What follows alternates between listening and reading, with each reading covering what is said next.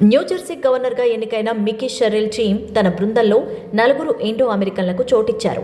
ఇది Indo American కమ్యూనిటీకి ఆనందాన్ని ఇస్తోంది. కొత్త గవర్నర్ మికీ షెరిల్ భారతీయ అమెరికన్లతో సంబంధం బలపడుతుందని న్యూజెర్సీ ఇండియా కమిషన్ ఆశిస్తోంది. గవర్నర్ బృందంలో సహాయకులైన డీనీ అజ్మానీ, కిరణ్ హండా గౌడియాసో, అమిత్ జానీ మరియు డాక్టర్ గుర్బీర్ ఎస్ జోహల్ కొత్త పరిపాలన ఇండియన్ అమెరికన్ కమ్యూనిటీతో బంధాన్ని మరింత బలోపేతం చేస్తారని విశ్వాసాన్ని వ్యక్తం చేశారు. బళ్ళారిలో చిచ్చు పెట్టిన ఫ్లెక్సీ. కర్ణాటక మాజీ మంత్రి గంగావతి ఎమ్మెల్యే గాలి జనార్దన్ రెడ్డి నివాసం ముందు కాల్పులు కలకలం రేపాయి. 2 రాజకీయ పార్టీల మధ్య చెలరేగిన వివాదం ఈ ఘర్షణకు దారితీసింది. ఈ ఘర్షణలో ఒకరు మృతి చెందారు. ఈ క్రమంలోనే ప్రస్తుతం అక్కడ పోలీసులు భారీగా బలగాలను మోహరించారు. అయితే ఇది తనపై జరిగిన హత్యాయత్నమని గాలి జనార్దన్ రెడ్డి ఆరోపించారు. కాంగ్రెస్ నేత బళ్ళారి నగర ఎమ్మెల్యే భరత్ రెడ్డి అనుచరులు గాలి జనార్దన్ రెడ్డి నివాసం ఇంటి ప్రహరీకి బ్యానర్లు పెట్టడానికి ప్రయత్నించిన సమయంలో వివాదం తలెత్తింది. అక్కడ బ్యానర్ల ఏర్పాటును జనార్దన్ రెడ్డి మద్దతుదారులు అభ్యంతరం చెప్పారు. దీంతో భరత్ రెడ్డి, జనార్దన్ రెడ్డి మద్దతుదారుల మధ్య ఘర్షణ తలెత్తింది. అనంతరం జరిగిన కాల్పుల్లో ఒకరు మరణించగా మరొకరు తీవ్రంగా గాయపడ్డారు.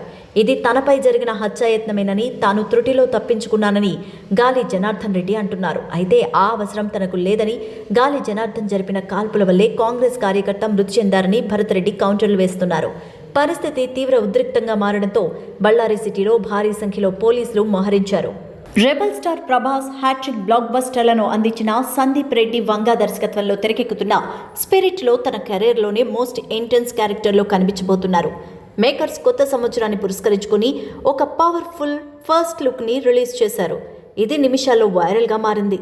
మీ ఆజానుబాహుడును చూడండి. నూతన సంవత్సర శుభాకాంక్షలు 2026 #స్పిరిట్ ఫస్ట్ లుక్ అంటూ సందీప్ రెడ్డి వంగా ట్వీట్ చేశారు.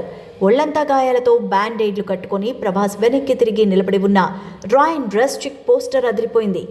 పొడవాటి జుట్టు, గడ్డం పాత్ర ఇంటెన్సిటీని మరింత పెంచుతోంది.